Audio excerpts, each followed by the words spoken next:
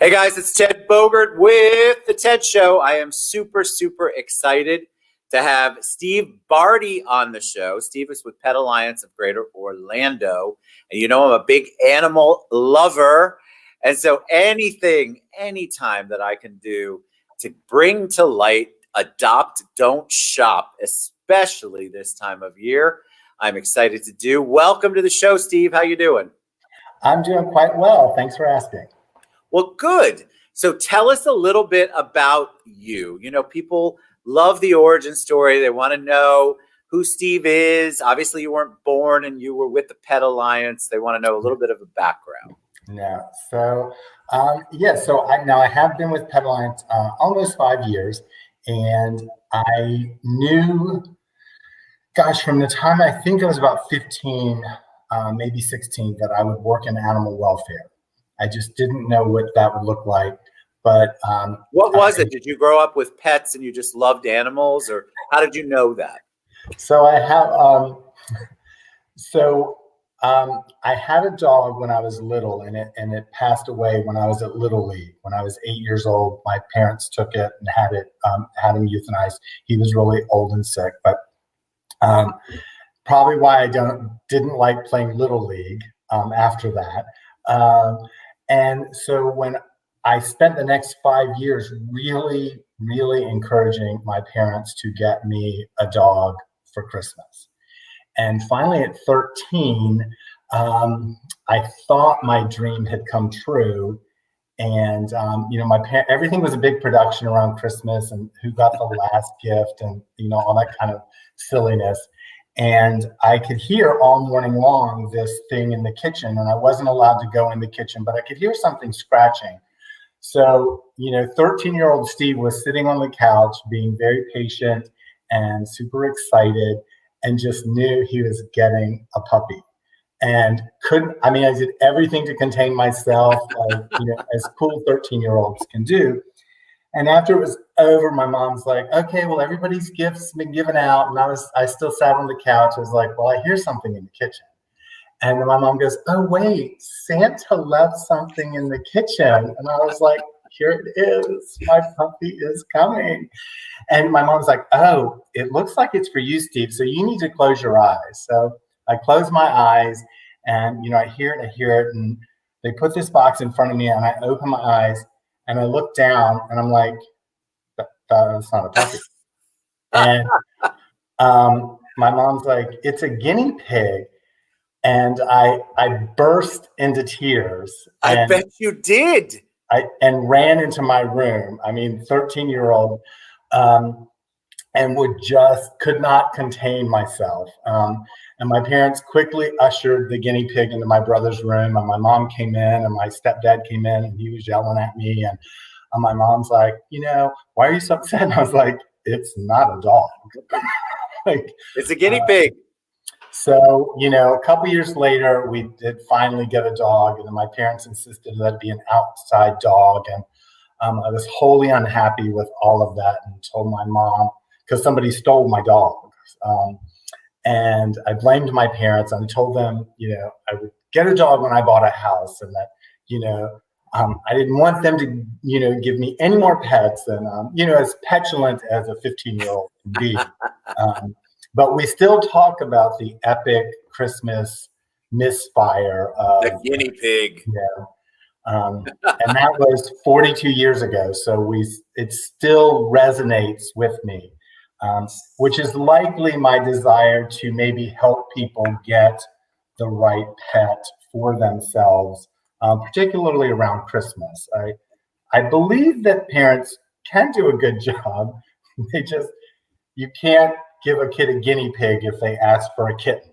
Well, I love that story. I was not expecting that, so love it. I'm sorry for you, but I love it. But I think you're right. But I also think parents you want to give your kids everything. So the first thing you think of is brand new puppy, got to get it from a breeder, got to figure out, don't want an older dog. Talk about some of that, because I'm amazed. We adopted a 2-year-old golden, and I can't believe that somebody was going to get rid of that dog. Yeah. Because he's part of our family. He's a living, breathing being. And so I think a lot of people are looking for that reaction that you thought you might get as a 15-year-old from their kids.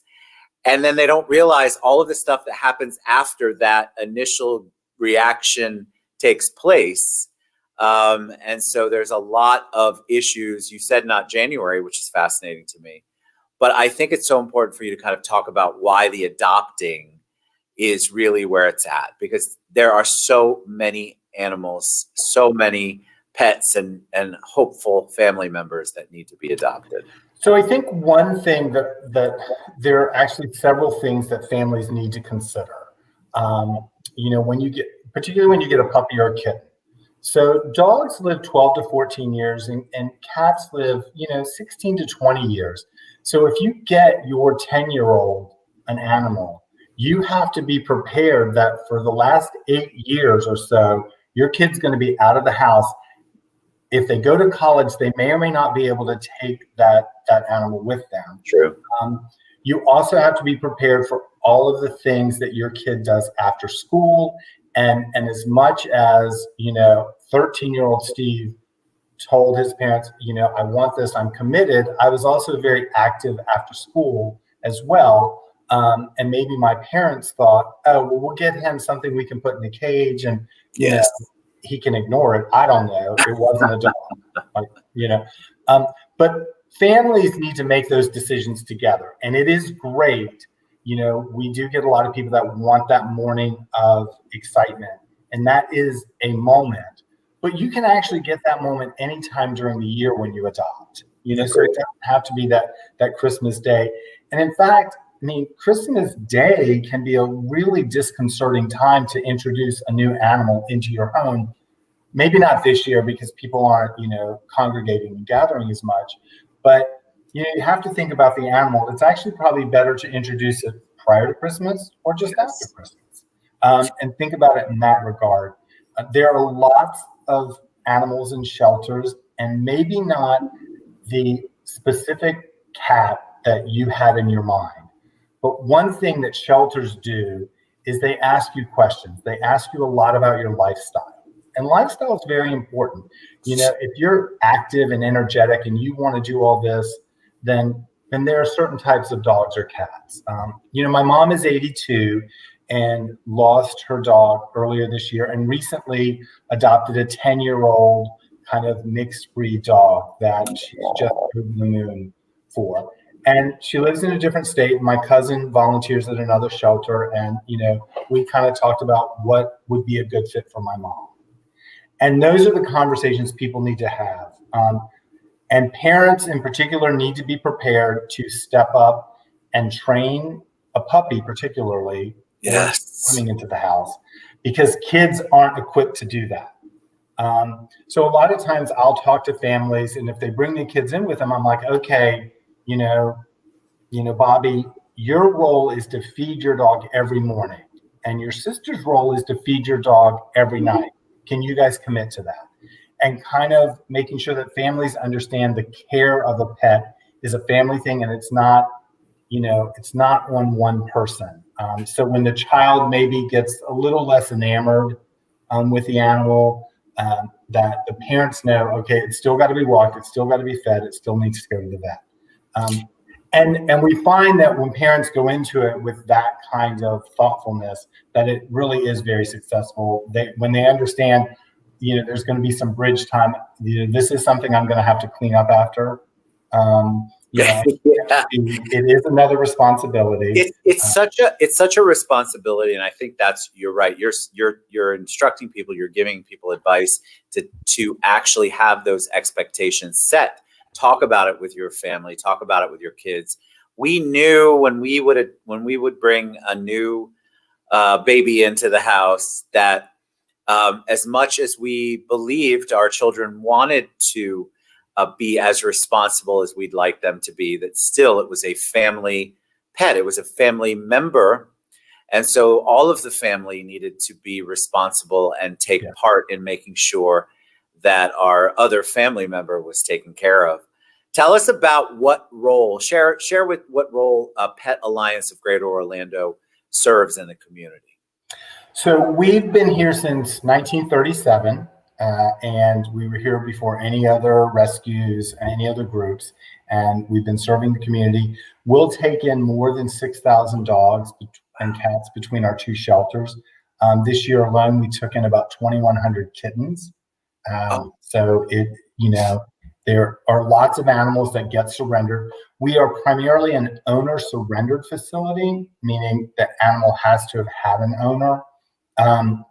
But we do transfer in from shelters that may ultimately euthanize an animal. So last week we transferred in 60 dogs from Texas that were likely to be euthanized. Many of them got adopted over the weekend. They were young dogs. Some were puppies. Some were 8 months old, 10 months old. And so we work with rescue partners from different cities, different states, to bring in animals that we know can get adopted here in Orlando.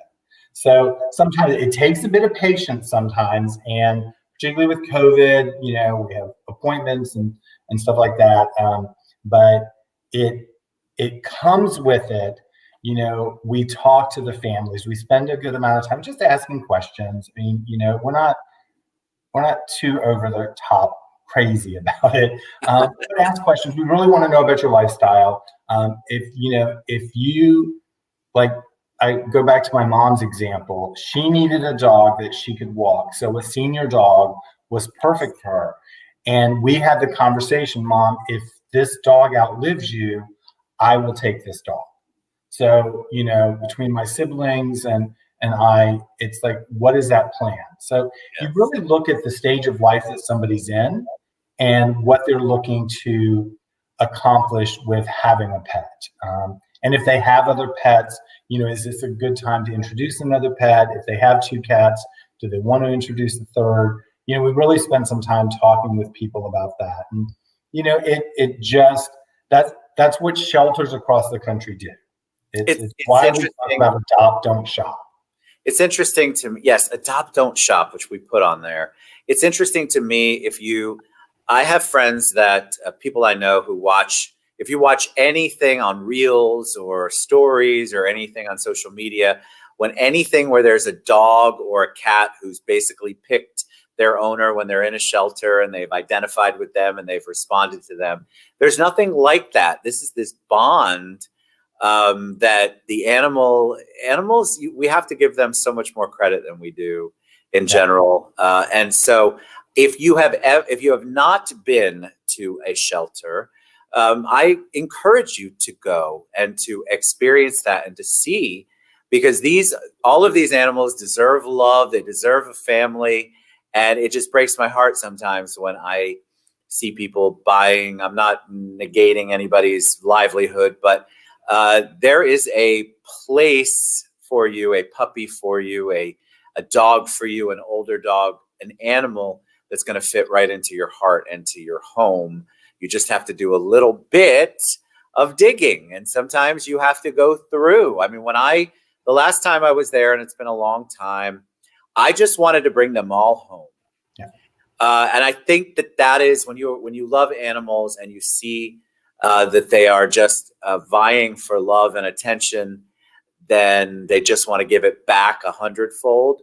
Yeah, you want to take everyone home. If I could have a giant 50-acre place where I could keep every single one of them and they'd have a great life, I would. But then you would be denying all those other families a great dog. Yes, you're right. I don't want to take away from those families, but I do want to encourage people, if you're considering it, if you are looking at bringing in a new family member, to reach out to Steve and to the Pet Alliance of Greater Orlando, because there is the perfect match for you.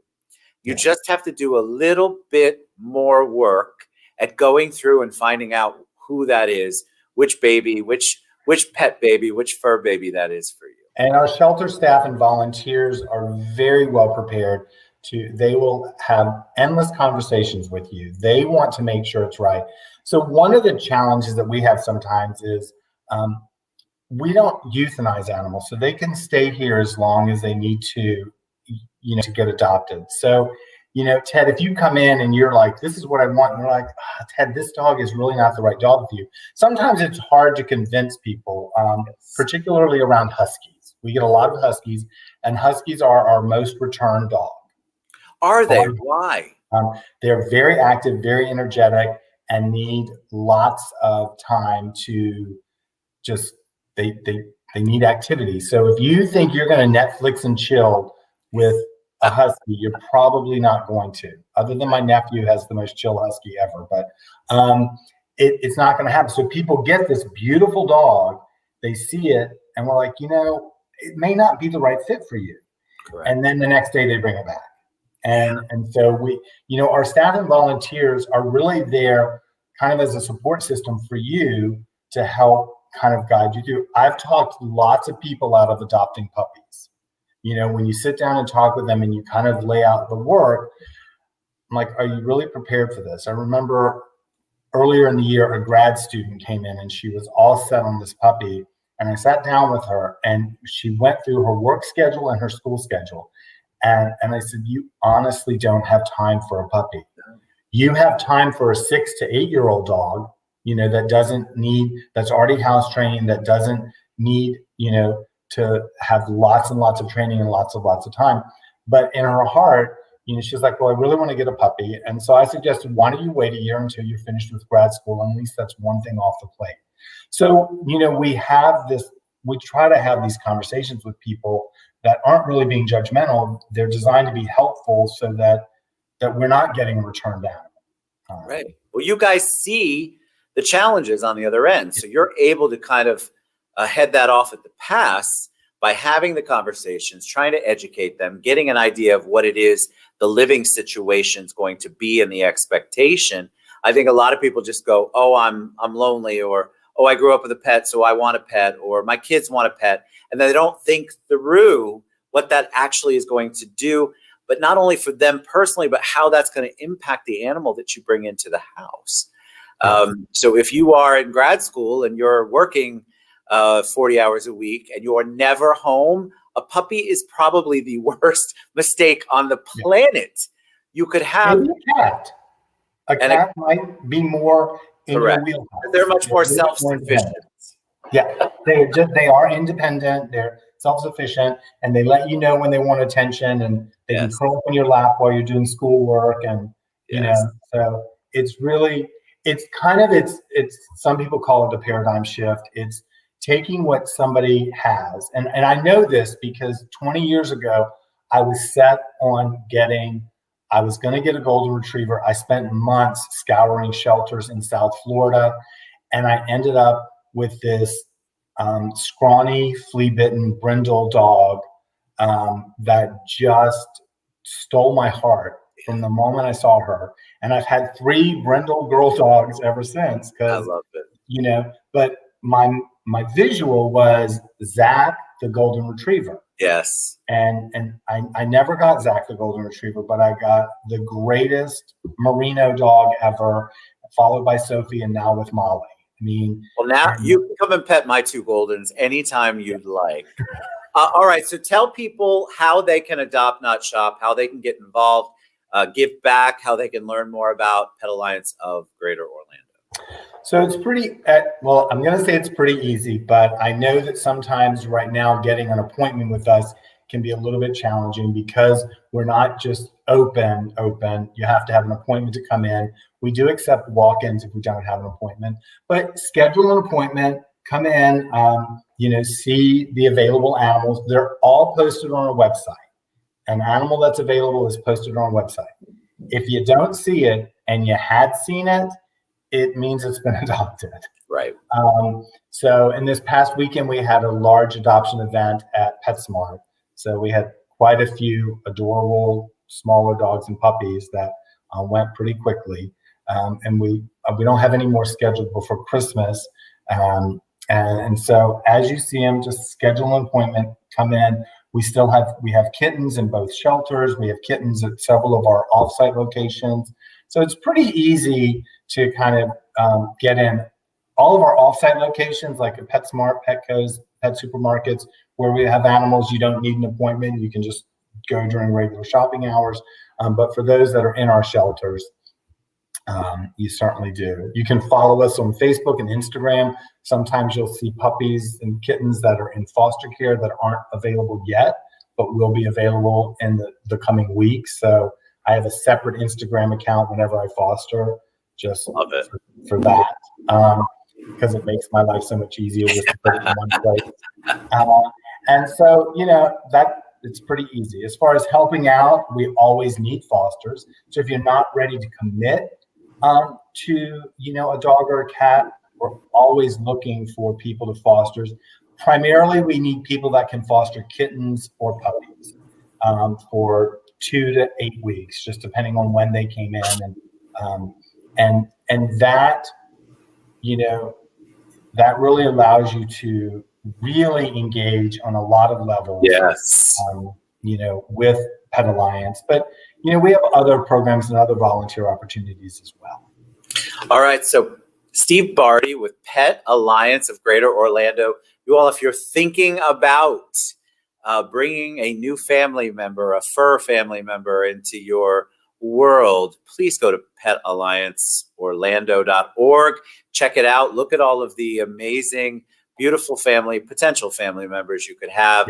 And then, of course, Steve and his team will help you find the one that makes the most sense for you and your lifestyle and for that particular animal, because you think but you don't necessarily know. So it's really good to have somebody who can walk you through it. God bless you guys. Thank you so much for all you do in our community, Steve, and your team, petallianceorlando.org. Thanks for being on the show, my friend. Thanks so much, Ted. All right. Adopt, don't shop, guys. Adopt, don't shop. Promise you, you're never going to regret it. It's the most amazing thing. We'll see you later. Happy holidays, everybody.